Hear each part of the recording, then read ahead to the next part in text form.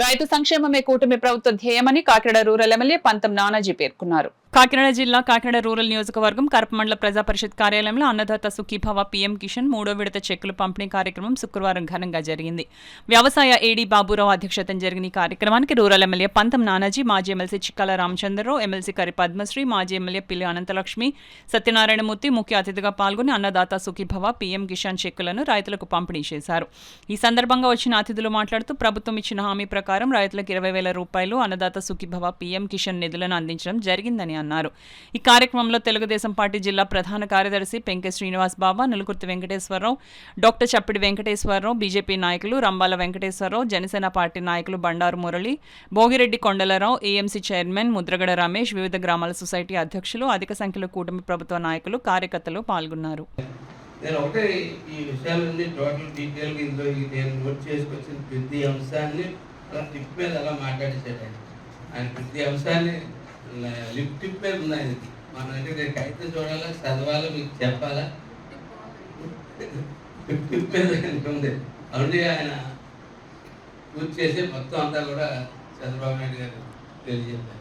మనం లోకల్గా అయితే మటుకు మనం చేసుకోవాలంటే నేను 2 అంశాలు కాలువల విషయంలో మనం కొంచెం ముందుగా ఉన్నాం, కానీ ఇంకా మరింత సరి చేసుకోవాల్సిన అవసరం ఉంది. ఎందుకంటే మనం టైలెండ్లో ఉన్నాం.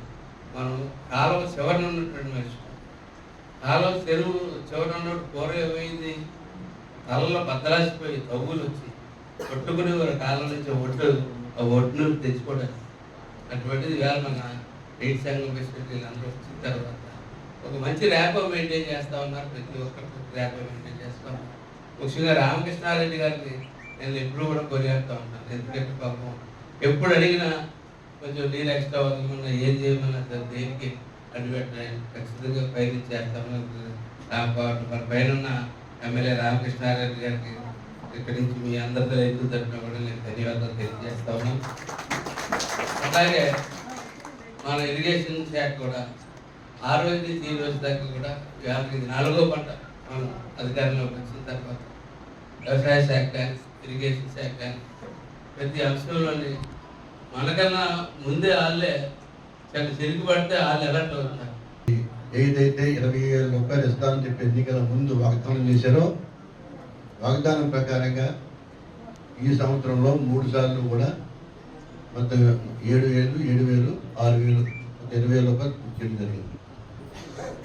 నాడు దీనికి మొత్తం రాష్ట్ర వ్యాప్తంగా 9,000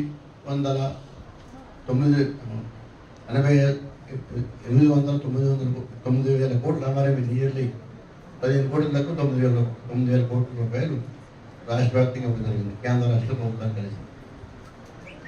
అలాగే మన తూర్పు గోదావరి జిల్లాలో కాకుండా మన కాకినాడ జిల్లాలో 1,50,000 మంది రైతాంగానికి మనకి 84 కోట్ల రూపాయలు ఇవ్వడం జరిగింది. అలాగే మన కాకినాడ రూరల్ నియోజకవర్గంలో చెప్పాలంటే మరి కరప మండలానికి అయితే 8,135 మందికి, అలాగే మరి రూరల్లో 1,928 మందికి, మొత్తం అన్ని కలిపి 10,037 మందికి రైతులు ఇవ్వడం జరుగుతుంది.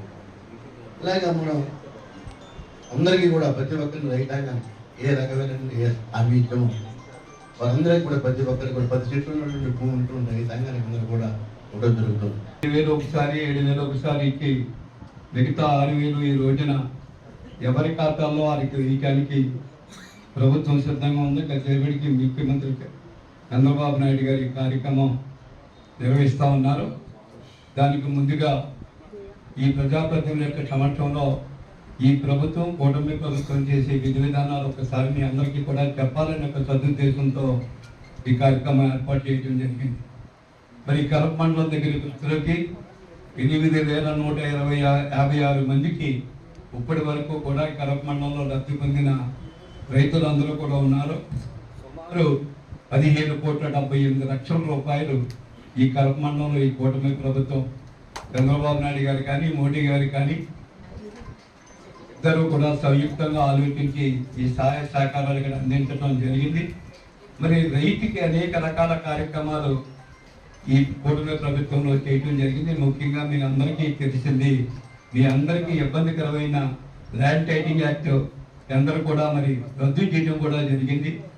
పంటలు పండించుకోవడానికి అవకాశమే ఇవ్వకుండా, పండించిన పంటను కూడా సరైన గిట్టుబాటు ధర ఇవ్వకుండా, అలాగే ఏదైతే అమ్మగానికి కూడా రైస్ మిల్లర్లు కూడా కొనకుండా ఇబ్బంది పడిన రోజుల నుంచి ఈ రోజున రైతులందరూ కూడా వారి ఏదైతే కష్టాన్ని ఏ విధంగా చెప్పుకోవాలనే ఆలోచనతో కూటమి ప్రభుత్వానికి అందరూ కూడా ఏకైతులు ఈ రోజున కూటమి ప్రభుత్వాన్ని నెగ్గించారంటే ముందుగా రైతులకు పాదవందనం చేసుకోవాలి. ఎందుకంటే మీకు అందరికీ తెలుసు, కేంద్రంలో నరేంద్ర మోదీ గారు 2019లో మొదలెట్టి 22 విడతలుగా పిఎం కిసాన్ సమ్మాన్ నిధి అనే కార్యక్రమం ప్రతి సంవత్సరం 6,000 రూపాయలు 3 విడతలుగా ఇస్తున్నారు.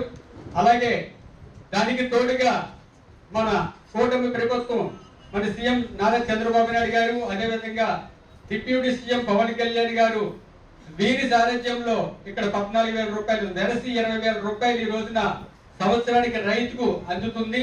అలాగే చంద్రబాబు నాయుడు గారు, పవన్ కళ్యాణ్ గారు, అలాగే లోకేష్ గారు హామీని ఖచ్చితంగా మనం నిలబెట్టుకోవడం జరిగింది.